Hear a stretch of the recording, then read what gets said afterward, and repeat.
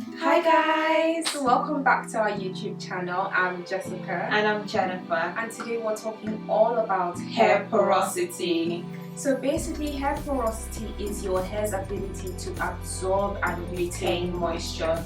And basically there are different types of hair porosity, but this is so important because you may be using products on your hair and you're just realizing this is actually not working for my hair. Maybe it's not penetrating to your hair, or your hair is not retaining it, and you're wondering why. And this is because maybe you're not very educated on your hair porosity or hair type.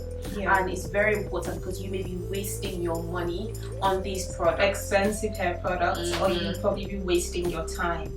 So we're going to talk about each of the types of hair porosity and just slight routines that you can do to get to the hair porosity type that you actually want.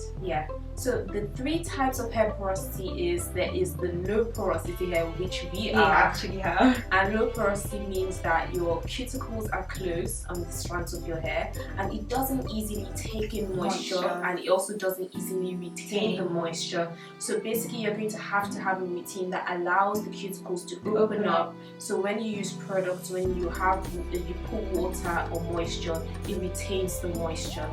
Then there is medium to normal porosity, and you're lucky because you guys let moisture in and you guys retain the moisture in your hair. So your routine is pretty much good. You probably should be doing what you're already doing. You guys are really need to change anything. And there is high porosity, and high porosity, you guys have cuticles in your hair that are open, so as easily as products and moisture get in, it easily comes out as well. It doesn't retain the moisture or whatever you put in it. People often describe this hair porosity level as damaged, but I don't believe it's damaged. I feel like it could be recovered. If you change up your routine and change a few things you're doing, you could easily end up in normal to low porosity or whatever porosity type you require. And also some people say it is hereditary. I feel to a degree it could be hereditary, but I think most of the time your hair routine could really change up how your hair responds. So you can find out what porosity type that you are through the Strand Test. Now this is the most popular test. I believe there are other tests, but most people actually say that they're not sure which one is best. They're not sure how accurate most of the tests are. But I really believe in the Strand Test. And you could try this out, but you have to make sure that your hair is washed and completely dry. It should be completely clean. You should have shampooed it. Because if your hair has oil in it, it doesn't give you an accurate result. So we tried this hair porosity test, and you get a cup of water and you actually put a strand of your hair, and you could put it in for hours, you could put it in till the next day, and you see where the strand of hair lies. If the strand of hair lies at the top of the water, if it just sits at the top and is swimming around, floating, and you may see speckles of bubbles on it, but it just stays at the top, then you have low porosity hair. Like us.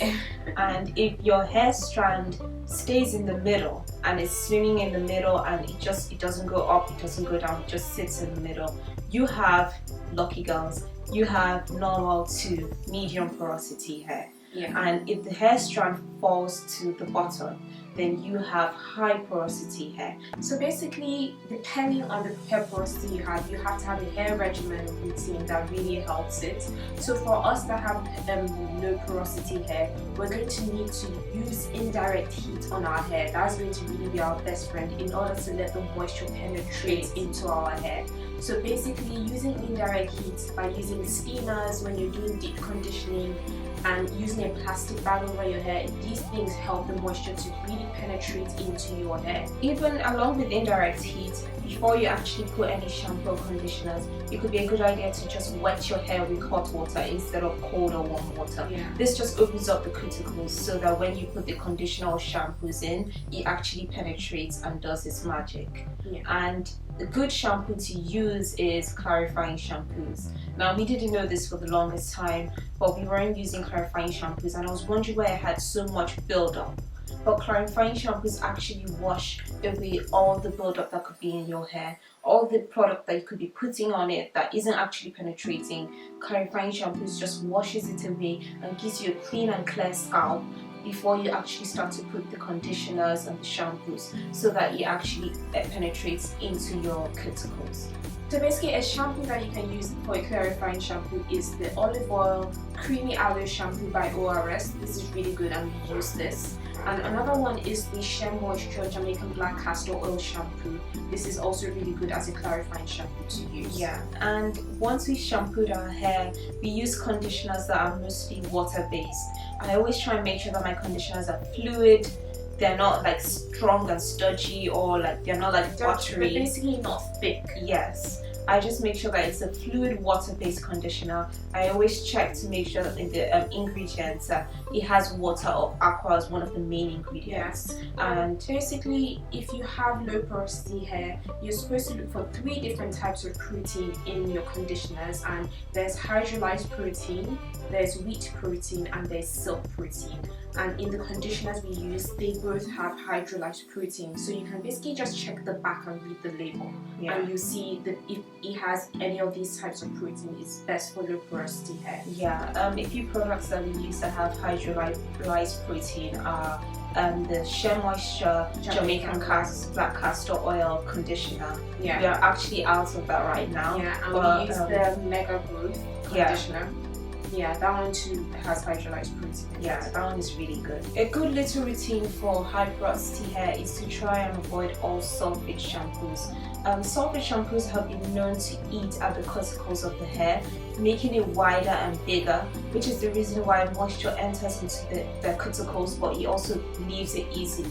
So try and avoid all sulfate shampoos. In addition to that, also try and use heavy oils and heavy butters to seal your hair or to moisturize your hair, just to help retain moisture within your cuticles. Basically, any heavy conditioners, and protein should be your best friend, so use lots of heavy protein conditioners, thick butters, thick oils. So oils like castor oil, you can use it to seal your hair, so this seals in the moisture.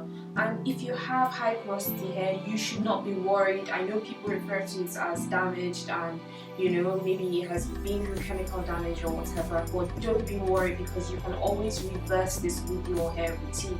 You can always change it up. Yeah, so guys, just find out what hair porosity type you are and try and find a good little routine to maintain. Hair porosity is very important when you're buying products, so try and remember lots of these terms whilst you're looking at the back of the products that you're buying, so that you make sure that this is actually something that's susceptible to your hair.